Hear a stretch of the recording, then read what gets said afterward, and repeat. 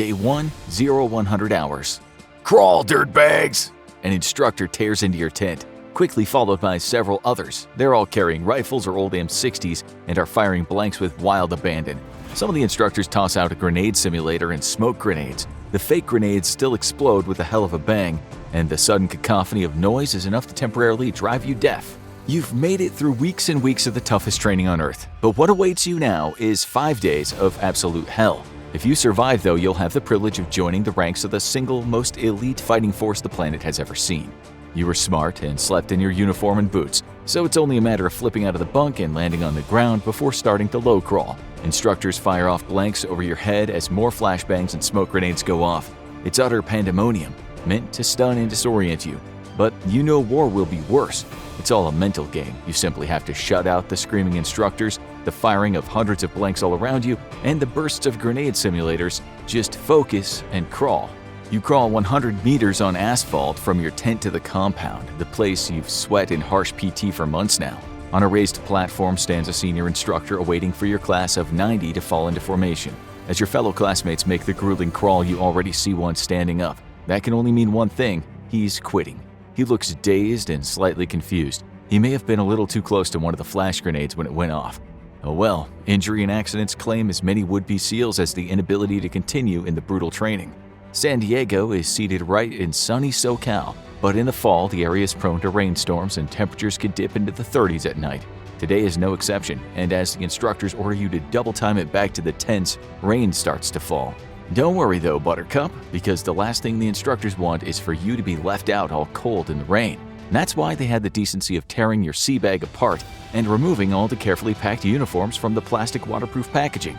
Next, you'll be taking it into the ocean for a quick half-hour wash in neck-deep water. You have less than a minute to repack your sea bag and get your ass to the beach. Then it's an icy cold plunge into the Pacific Ocean, so you can fight the waves in tide and neck-deep water. Everything inside your sea bag is going to get soaked in seawater, and that's the point. There'll be no comforts these next 5 days, and even if the uniforms dry off on their own, you'll still have to contend with all the chafing sand and salt they're getting covered in. Though, don't worry, because you'll be real good friends with the ocean this week.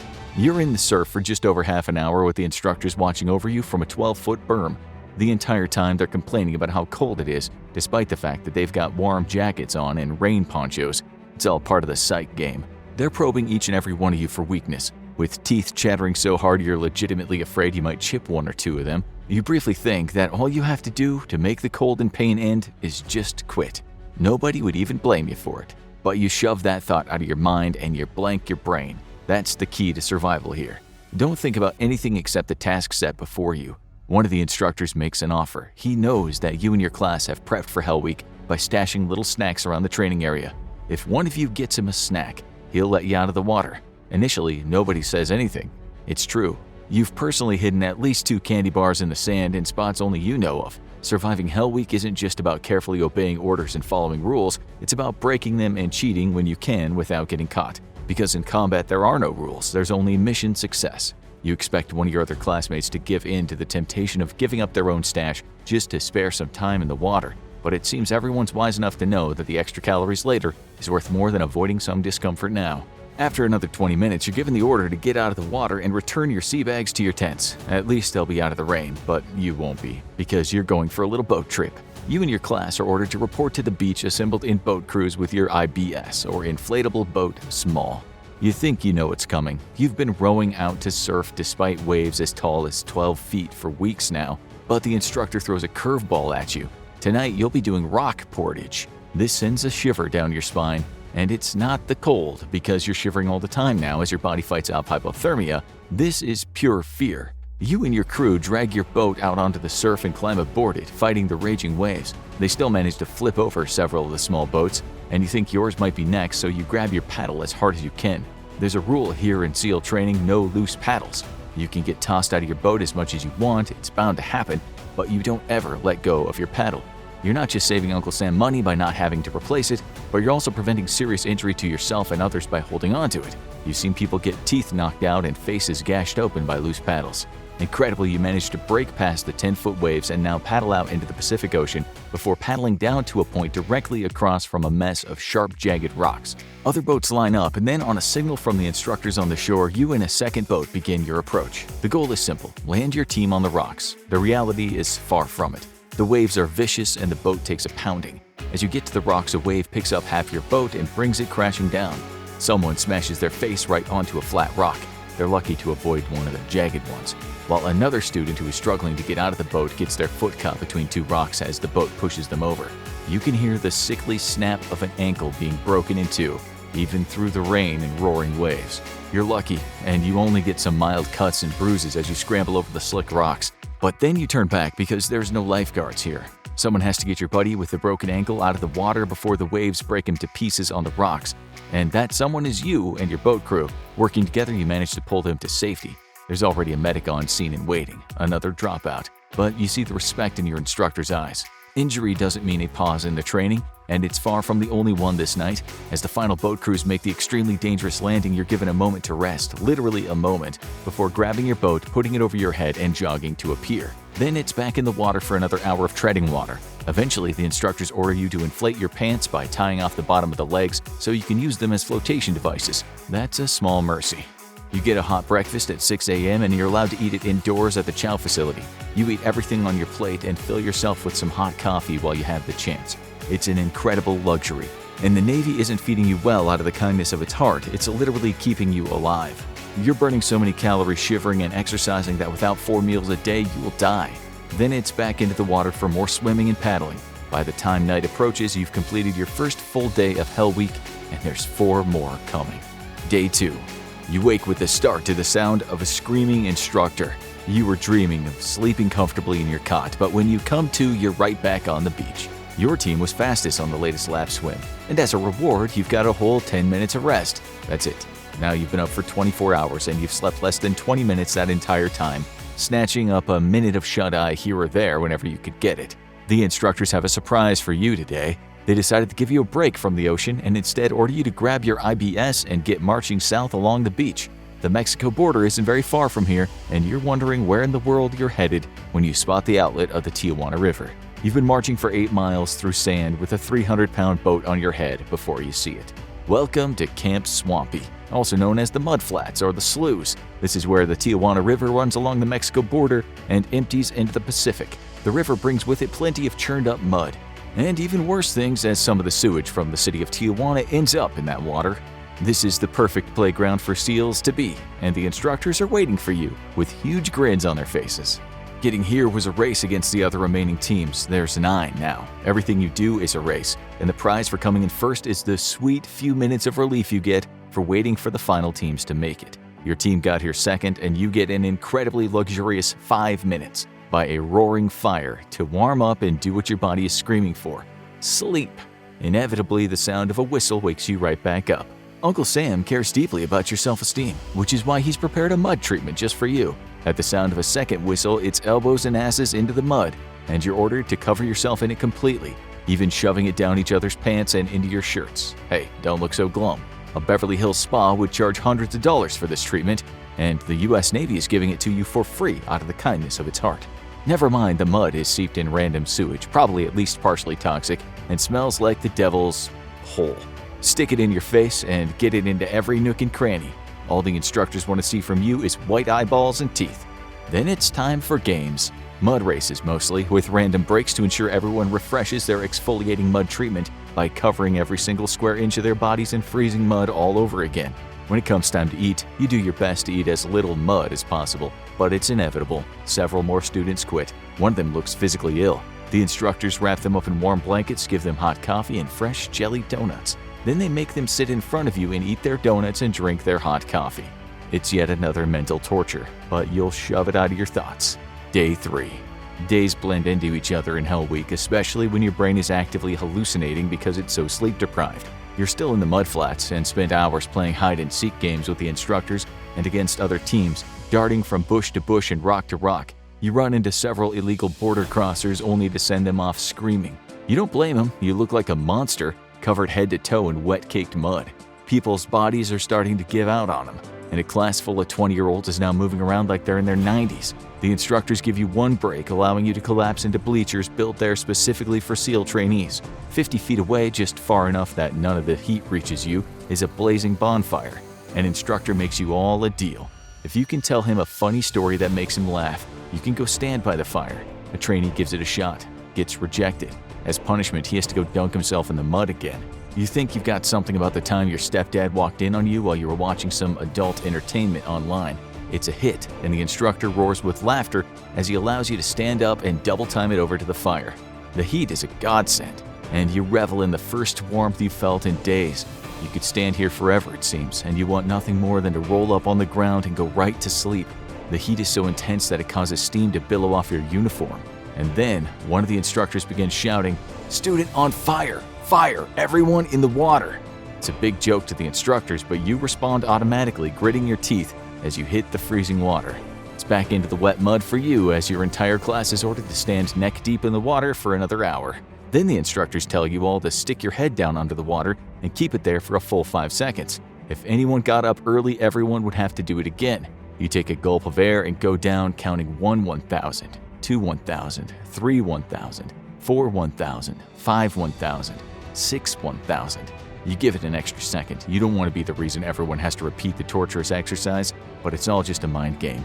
And the instructors call out random students, forcing everyone back under the water.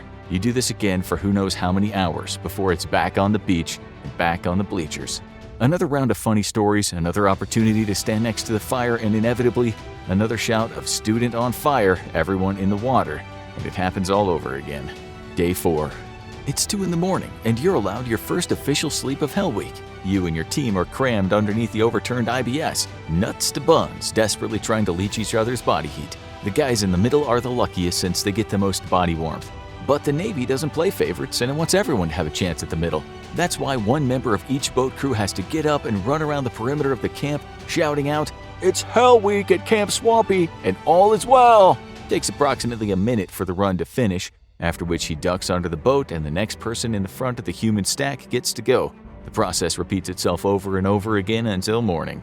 But if there's a lapse in the running and shouting, the instructors immediately descend upon you, ordering every single boat crew to get their asses back in the water. You manage to snatch a few minutes of sleep across the entire 4 hours from 2 a.m. to sunrise, then it's back up into the mud. A few more mud races and then finally a chance to clean yourself off with a long swim into the breaking surf. You're almost grateful to be out of the mud, even if the 8 to 10 foot waves do their best to drown you or pound you into the underwater rocks. There's a few more dropouts by the time the swimming is over, some from sheer physical exhaustion and others from even more injuries. The mud made yet another student too sick to continue on, and you hate to think about what crap you've covered yourself in for over a day.